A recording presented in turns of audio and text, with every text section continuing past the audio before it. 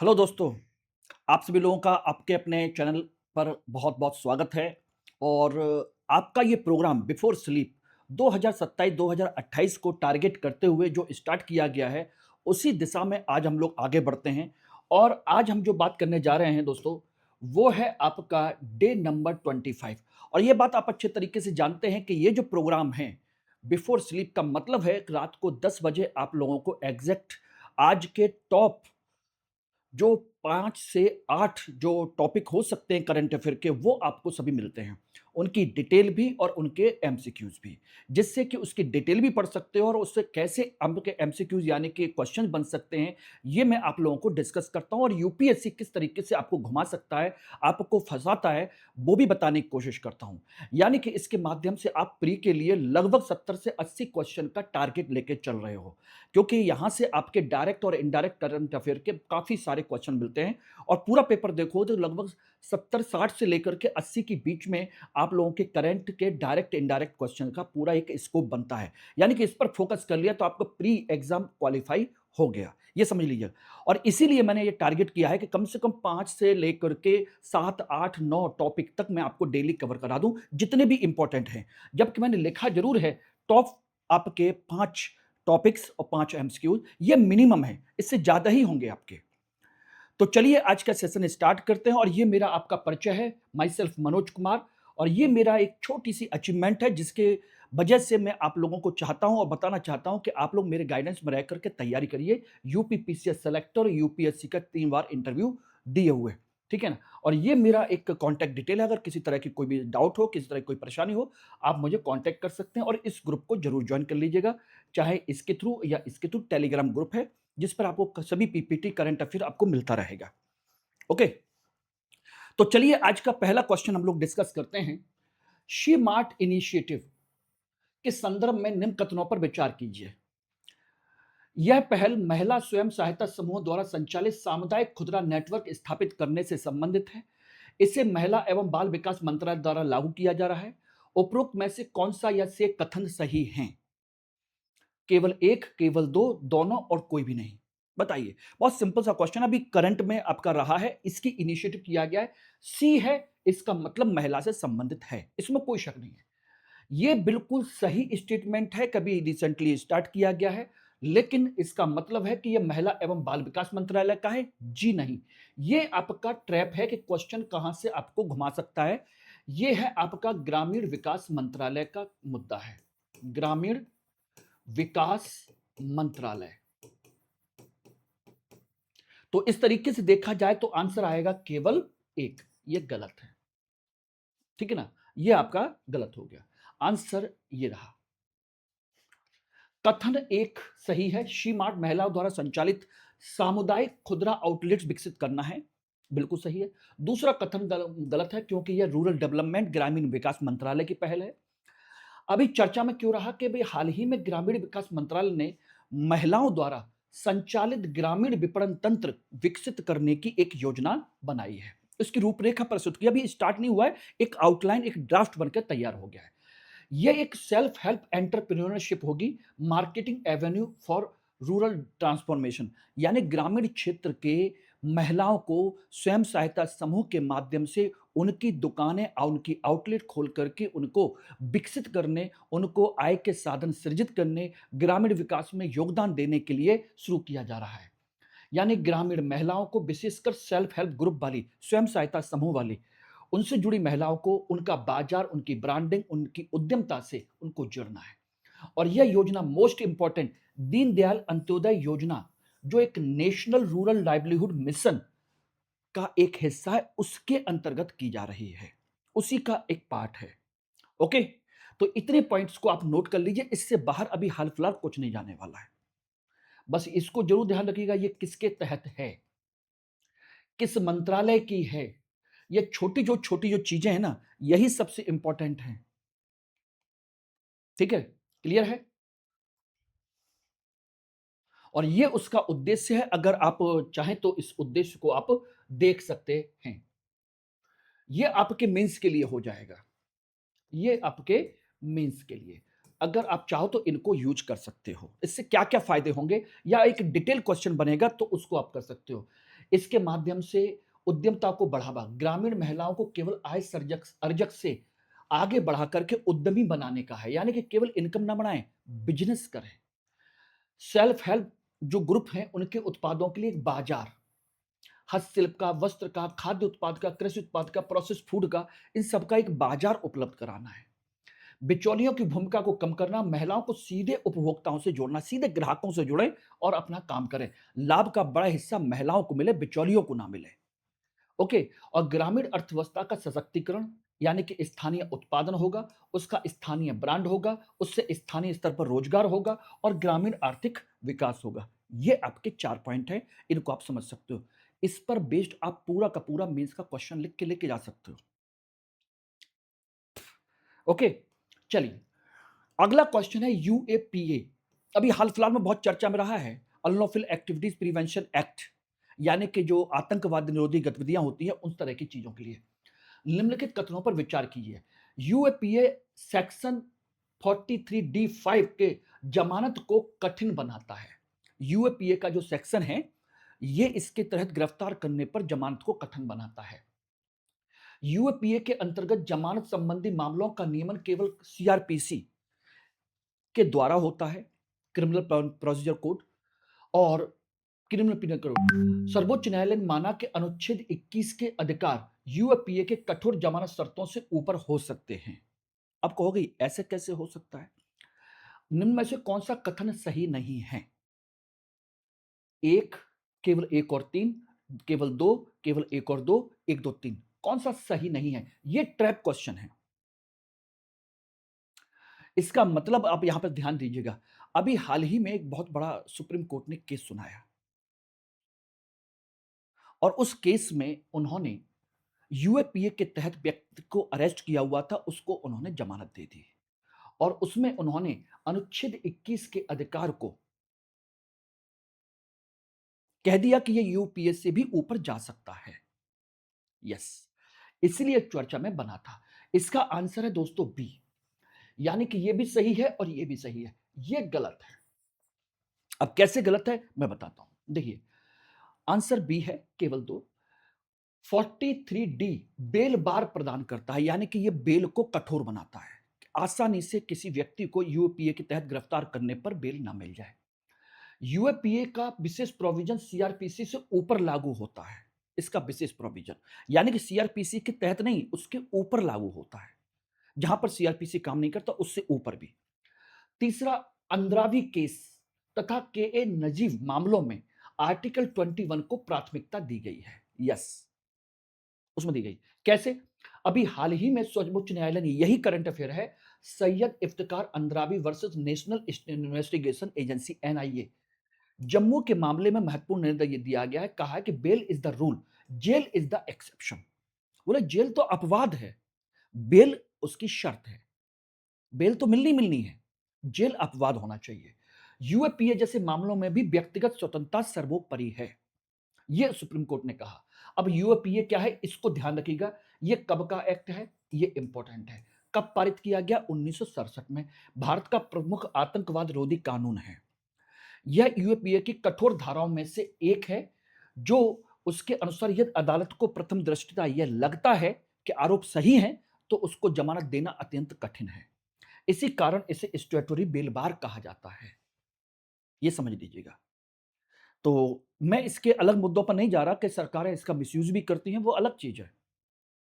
लेकिन कंसेप्ट यह है, तो इस केस को जरूर याद रखिएगा, सैयद इफ्तिकार अंद्रावी वाला केस।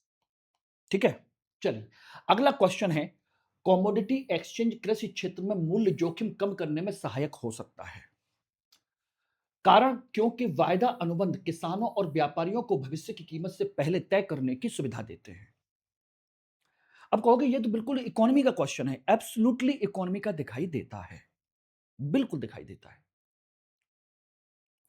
कमोडिटी एक्सचेंज आप जहां जानते हैं, जहां पर उत्पादक और उपभोक्ता, यानी कि एक तरीके से किसान और जो खरीदार है, व्यापारी, इन ये भविष्य के लिए आपस में लेन देन कर लेते हैं एडवांस में ही, कि 3 महीने बाद डिलीवरी होगी, लेकिन रेट अभी तय कर लेते हैं। इससे क्या फ़ायदा होता है? किसान को फ़ायदा ये होता है कि आगे जाकर रेट डाउन हुए तो उसको नुकसान हो जाएगा। व्यापारी इसलिए तय कर लेता है कि आगे जाकर रेट बढ़ गए तो वो अभी कम रेट पे खरीद लेगा। दोनों को इसका फ़ायदा होता है। ये वही है कमोडिटी एक्सचेंज कृषि क्षेत्र में मूल्य जोखिम को कम करता है दोनों के लिए। दोनों का अपना-अपना परसेप्शन है।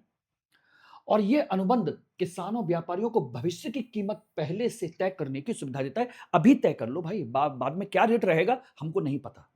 और दोनों अपनी कीमत तय कर लेते हैं। इस तरह से देखा जाए तो दोनों बिल्कुल सही है। Answer A. अब ये चर्चा में क्यों आया? देखिए, अभी हाल ही में national commodity and derivative exchange जो हमारे जो आपके कमोडिटी एक्सचेंज हैं, जहां पर वायदा बाजार होता है, वायदा का व्यापार होता है, फ्यूचर ट्रेडिंग होती है, उनमें से एक है ये एनसीडीईएक्स ने भारत का पहला exchange traded weather derivative contract launch किया है। यानी कि वेदर बेस्ड लॉन्च करने की घोषणा की है। अभी घोषणा किया नहीं है, जिसका नाम है रेन मुंबई। यह उत्पाद विशेष रूप से मानसून की अनिश्चितता से होने वाले आर्थिक जोखिम को कम करने के लिए विकसित किया गया है। यानी कि रेन मुंबई में आप मौसम से जिस फसलों का, जिन चीजों का प्रभावित होने की संभावना बन सकती है, वहां पर उस तरह की चीजों की ट्रेडिंग होगी। यस, मौसम के आधार पर कि भाई मौसम कैसा रहेगा, उसके अनुसार कितना उत्पादन होगा, उस हिसाब से उसकी रेट और कीमतें तय होंगी।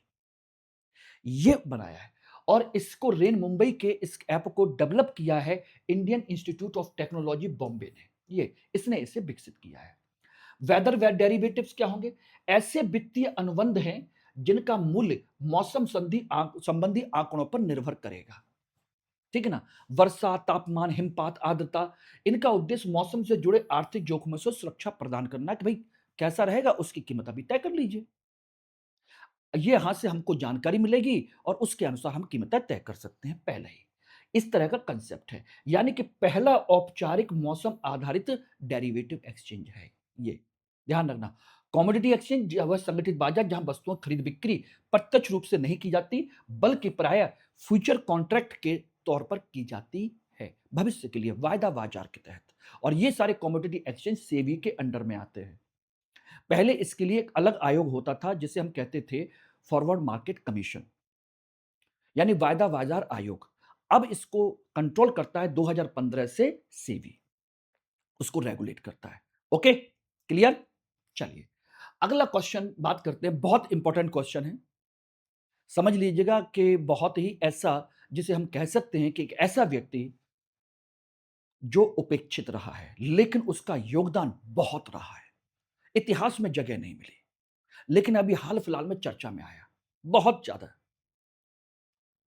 यस, 1857 के प्रथम स्वतंत्रता संग्राम के संदर्भ में निम्न कथनों पर विचार कीजिए। बीरापासी राणा वेणी माधव बख्श सिंह के अंगरक्षक सहयोगी थे, जो रायबरेली के शंकरपुर एस्टेट के वैश्य राजपूत तालुकेदार थे। ठीक ना? राणा बेनी माधव को बेगम हजरत महल ने दिलेर जंग की उपाधि दी थी और उन्होंने उन्होंने रायबरेली को 18 महीनों तक ब्रिटिश नियंत्रण से मुक्त रखा था, 1.5 साल तक कि रायबरेली अंग्रेजों के कंट्रोल में नहीं आया। बीरापासी पर ब्रिटिशों ने 50,000 रुपए का इनाम घोषित किया था, जो उस समय बंके चमार पर, सोचिएगा, घोषित इनाम के समतुल्य था। उस समय उसका नाम था, देखिए इस शब्द का मैं इस्तेमाल कर रहा हूं, इसका मतलब ये नहीं कि मैं उस जाति से कर रहा हूं। उस समय इस व्यक्ति का नाम जो बंके चमार है, उस जाति के नाम से ही उस समय इसका नाम प्रसिद्ध था। इसलिए कोई भी व्यक्ति कृपया करके इसे अन्यथा ना ले, इसे जाति सूचक ना समझे, बल्कि ब्रिटिश डॉक्यूमेंट में जो नाम मौजूद है उसी को यहां पर इंडिकेट किया गया है। अदरवाइज इसका नाम पता ही नहीं चलेगा बंके कौन, क्योंकि ब्रिटिश डॉक्यूमेंट में उसी नाम से मौजूद है, इसलिए अन्यथा मत लीजिएगा। ओके, मैं पहले ही बता दे रहा हूं, मेरा उद्देश्य इसमें जाति सूचक शब्द इस्तेमाल करने का नहीं है। क्लियर है? तो जितना उस समय इस व्यक्ति पर इनाम था उतना ही इस पर भी रखा गया, बीरापासी पर। ध्यान रखना, उपरोक्त कथनों में से कौन से सही हैं? केवल एक और दो, केवल एक और तीन, केवल दो और तीन, और एक दो तीन। तो देखा जाए तो दोस्तों ये तीनों स्टेटमेंट बिल्कुल सही हैं। आंसर है डी। अभी हाल ही में राहुल गांधी ने रायबरेली में बीरापासी की मूर्ति का अनावरण किया है और उसे उपेक्षित नायक उन्होंने शब्द दिया, कहा कि भूले बिसरे नायक, इन्होंने कहा। अभी हाल ही में राहुल गांधी ने रायबरेली में बीरा पासी की प्रतिमा का अनावरण किया। क्यों किया? देखिए, ये तो एक राजनीतिक स्टंट है, पॉलिटिकल पार्टी है, ये सब करती रहती है, हमें उसमें नहीं जाना है। बिल्कुल सही है। ये बिल्कुल सही है, पहला स्टेटमेंट भी, दूसरा स्टेटमेंट भी, तीसरा स्टेटमेंट भी। 1857 के प्रथम स्वतंत्रता संग्राम में उन लोक नायकों में से जिनका मुख्य धारा के इतिहास में जगह बहुत कम मिली है, विशेषकर रायबरेली के क्षेत्र में। लेकिन उनकी आज भी साहस, निष्ठा और दलित प्रतिरोध के प्रतीक माने जाते हैं। और हाल ही के वर्षों में उनकी विरासत को लेकर के राजनीतिक और सामाजिक विमर्श काफी तेजी से उठा है, विशेषकर जब सबाल्टर्न हिस्टोरियोग्राफी में इनके नाम को उठाया जाता है, नीचे से उभरते हुए इतिहास के संदर्भ में इनको दर्शाया जाता है, इनको, इनकी उपलब्धियों को, इनके कार्यों को लोगों को बताया जाता है, तब जाकर के उभरा है। वरना सामान्य तौर पर सामान्य इतिहास में इनको जगह नहीं मिली। चलिए, अगला क्वेश्चन, प्रगति 2026 के संदर्भ में निम्न में से कौन सा कथन सही नहीं है? यह एक बहुराष्ट्रीय सैन्य अभ्यास है। इसका आयोजन मेघालय के उमरोई सैन्य स्टेशन में किया जा रहा है। इसमें केवल बिम्स्टेक देशों की सेनाएं भाग ले रही हैं। इसका उद्देश्य हिंद प्रशांत और दक्षिण एशियाई क्षेत्र में स्थिरता, सुरक्षा, सहयोग को मजबूत करना है। कौन सा कथन सही नहीं है दोस्तों? आंसर है इसका सी, ये रहा। इसमें केवल बिम्स्टेक नहीं है, बल्कि 13 देश शामिल हैं।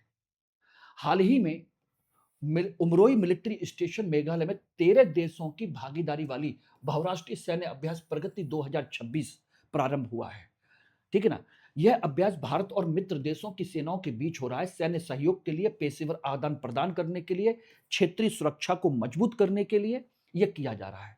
यह ध्यान रखना, इसमें एशिया प्रशांत वगैरह जो क्षेत्र है उसको भी मजबूत करने का कंसेप्ट है।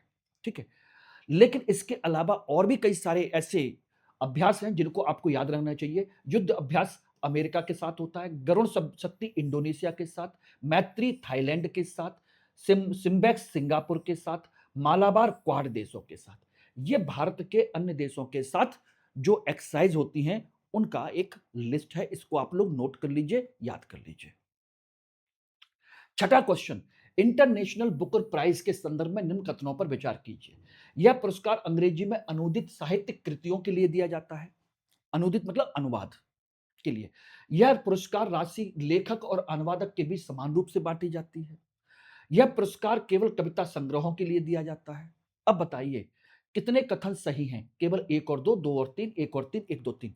इसका मतलब है कि किसी न किसी कंसेप्ट में दो तो सही है, दो तो सही है एट एनी कॉस्ट, ये कंफर्म है।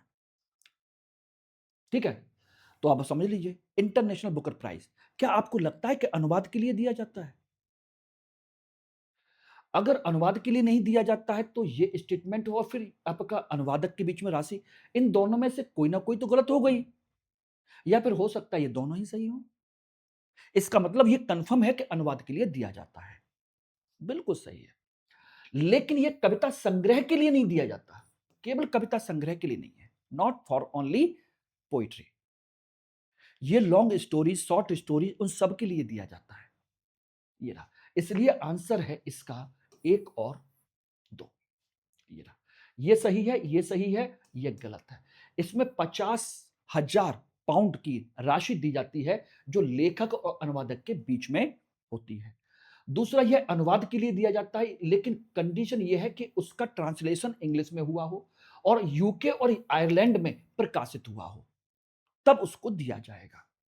हाल ही में एक किताब है ताइवान ट्रेवलॉजी को 2026 का इंटरनेशनल बुकर प्राइज प्रदान किया गया है। यह वही बुकर प्राइज है जिसे पहले कभी हम मान बुकर प्राइज कहा जाता था, इसका नाम बदल दिया गया, इंटरनेशनल बुकर प्राइज कर दिया गया है। ठीक है ना? और इसका अनुवाद देखिए, किताब कौन सी है? ताइवान ट्रेवल को। ठीक है ना? लेखक कौन है? यांग स्वांग जी, ये इसका लेखक है। इसका अनुवाद किया है लीन किंग ने। इनको याद कर लीजिए, 2026 के विजेता है। तो ये रहे आपके एमसीक्यूज। मैं उम्मीद करता हूं कि आपको एमसीक्यूज अच्छे लगे होंगे। इसके अलावा कुछ और इंपॉर्टेंट टॉपिक हैं जो मैं हमेशा देता हूं, कि कुछ एक्स्ट्रा टॉपिक, जैसे आयुष अनुदान पोर्टल किसने दिया, किसने शुरू किया है? मिनिस्ट्री ऑफ आयुष ने आयुष अनुदान पोर्टल लॉन्च किया है, जिसका मतलब यह है कि आयुष के क्षेत्र में जो अनुदान दिया जाता है, उसकी प्रक्रिया का डिजिटल और पारदर्शी बनाने के लिए। कि आयुष मंत्रालय के तहत जो अनुदान दिए जाते हैं, उसको पारदर्शी बनाया जाए और उसकी प्रक्रिया जो है बिल्कुल खुलेआम स्पष्ट तौर पर दिखाई जाए, अनुदान से संबंधित है। यानी कि एक डिजिटल प्लेटफ़ॉर्म है और ये एक आयुष ग्रिड इनिशिएटिव के तहत विकसित किया गया है। मुख्य उद्देश्य 100% पारदर्शिता, दक्षता, जवाबदेही सुनिश्चित करना और ये आयुष मंत्रालय की विभिन्न जो योजनाएँ हैं, उनसे संबंधित जैसे आयुर्ज्ञान है, आयुर्स्वास्थ्य है, ठीक है ना? मेडिसिनल प्लांट्स कंजर्वेशन है, इंटरनेशनल कोऑपरेशन है, IEC information, education and communication से संबंधित सारे कार्यक्रम जितने भी हैं, वो सब इसमें इंक्लूड हैं। ध्यान रखिएगा। अगला है एक बहुत फेमस कुंभलगढ़ का किला। अब कहोगे ये सर इतिहास की चीज़ें इसमें यहाँ क्यों बता देते हैं? यस, अभी हाल ही में राजस्थान स्थित कुंभलगढ़ किले की विशाल दीवार को यूनेस्को सर्वेक्षण में विश्व की दूसरी सबसे लंबी जीवित दीवार माना गया है रिसेंटली। इसीलिए चर्चा में है। इसीलिए इसे ग्रेट वॉल ऑफ इंडिया कहा जाता है। ये ज्यादा लंबी नहीं, 36 किलोमीटर लंबी है। चाइना के बाद दूसरी सबसे लंबी दीवार है ये। राजस्थान जिला राजसमंद, स्थान पश्चिमी अरावली पर्वतमाला। ध्यान रखना, पश्चिमी अरावली। जिला कौन सा है? राजसमंद। बाकी राजस्थान तो आप जानते ही हैं, कुंभलगढ़ का किला मेवाड़ क्षेत्र का हिस्सा है। इसका निर्माण राणा कुंभा ने किया था, इसलिए कुंभलगढ़ कहा जाता है। 15वीं शताब्दी में कराया था। विश्व की दूसरी सबसे लंबी दीवार है, लगभग 36 किलोमीटर। चीन की दीवार के बाद दूसरी सबसे बड़ी, ठीक है ना? और यह यूनेस्को वर्ल्ड हेरिटेज लिस्टिंग का एक हिस्सा है। जो यूनेस्को ने जो राजस्थान के जो किले हैं, उनकी एक लिस्टिंग बना रखी है, उनमें से एक किला है ये, ठीक है ना? इसमें 7 विशाल द्वार हैं। किले के भीतर 360 से अधिक मंदिर हैं।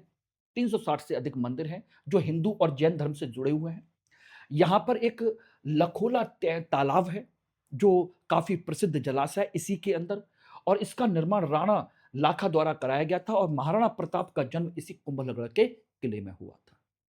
तो उम्मीद करता हूं कि आपको ये सारी चीजें क्लियर हो गई होंगी। इनको नोट कर लीजिए। मैं एश्योर करता हूं कि अगले साल जब आप पेपर दोगे तो आपके चेहरे की मुस्कुराहट आपको आपकी मेहनत को बताएगी। तब लगेगा कि हाँ, सर ने सही कहा था। Thank you. लेकिन हाँ, आपसे इतना सहयोग ज़रूर है कि आप लोग इसे सब्सक्राइब करिए, शेयर कीजिए और लाइक ज़रूर कीजिए। जितने लोग देखते हैं, उतने लोग लाइक भी नहीं करते। क्या आप लोगों से क्या मैं बहुत कुछ माँगने की कोशिश कर रहा हूँ? क्या लाइक करने में भी कोई समस्या है? अरे भाई, इतना तो सपोर्ट कर ही सकते हैं। मुझे अच्छा लगेगा कि कम से कम आप मुझे सपोर्ट कर रहे हैं कि हाँ, आपका वीडियो अच्छा है।